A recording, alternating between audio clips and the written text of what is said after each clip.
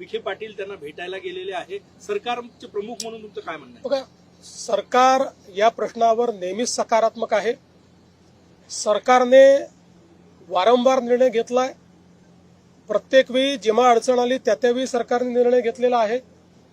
आणि या संदर्भात मी एवढंच सांगेन की सरकारची भूमिका पारदर्शक आहे, सरकारची भूमिका सकारात्मक आहे आणि ती भूमिका आम्ही सातत्याने मांडतो आहे. आणि यापुढेही सरकारची भूमिका ही सकारात्मकच असेल. आमचं सरकार सर्व समाजाकरता सकारात्मक काम करणारं सरकार आहे. आम्ही समाजांना एकमेकापुढे आणून भांडण करत नाही. सगळ्यांचं भलं कसं होईल हा प्रयत्न करतो. आणि विशेषतः मराठा समाजाच्या संदर्भात मी पुन्हा एकदा सांगतो, जेवढे निर्णय मी घेतले आणि शिंदे साहेबांनी घेतले एवढे इतिहासात कधी झाले नाहीत. आणि पुढेही आम्ही मराठा समाजाच्या हिताचे निर्णय घेतच राहू. फक्त हे निर्णय घेत असताना देशाचं संविधान, देशाचे हायकोर्ट आणि सुप्रीम कोर्ट यांनी दिलेले निर्देश याचं मात्र पालन करावं लागेल. त्या निर्देशांचा अवलंब न करता जर एखादा निर्णय घेतला तर त्यातनं केवळ प्रसिद्धी मिळेल, पण तो निर्णय टिकणार नाही.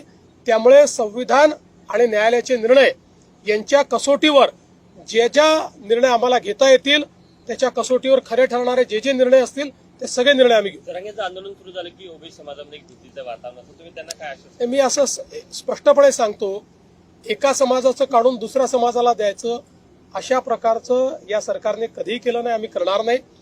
ओबीसी समाजालाही घाबरण्याची आवश्यकता नाही. आम्ही मराठा समाजाचंही त्या ठिकाणी समाधान करू, त्याकरताही सगळे निर्णय आम्ही घेऊ. पण त्यावेळी ओबीसी समाजावर कुठलाही अन्याय आम्ही होऊ देणार.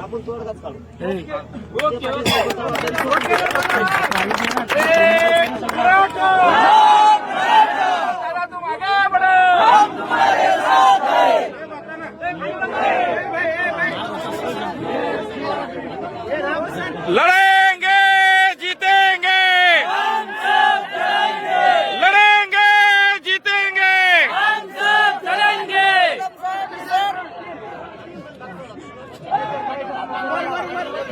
एक मराठा.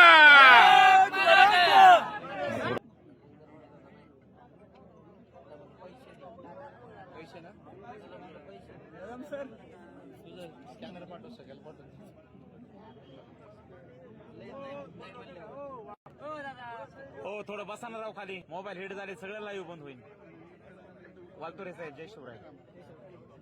सगळ्यांना रिक्वेस्ट करा ना, सगळ्यांनी बसून घ्या खाली. पत्रकारांना सहकार्य करा. वालतोरे साहेब कुठे? भैया बसून सगळ्यांना खाली. मी बी आंदोलकच आहे, सगळ्यांनी सहकार्य करायचे एकमेकाला. आपण तुम्ही सगळ्याला म्हणा ना, बसा बसा.